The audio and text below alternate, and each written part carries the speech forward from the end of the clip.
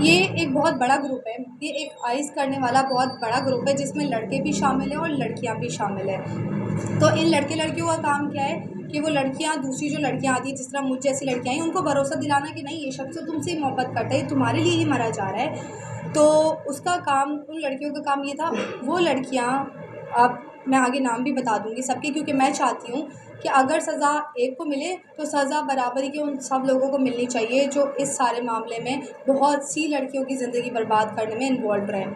तो बहरिया टाउन के अंदर ये लोग विलास लेते हैं, डिफरेंट लोकेशन पर रेंट पर विलास लेते हैं, और वो पैसा भी मुझ जैसी लड़कियों का ही खा रहे होते हैं। तो उन पैसों से वो विला लेकर 17 अगस्त वाले दिन इसने मुझे आइस का नशा कराया। मुझे इस कदर बुरा मारा कि मेरे जिस्म पे कोई कपड़े भी नहीं बचे थे। मेरे पूरे जिस्म पर निशान थे, मेरे हर जगह चोटों के निशान थे, और इसने मुझे वहाँ नशा करवा कर मुझे मेंटली, फ़िज़िकली हर तरीके से हरास किया।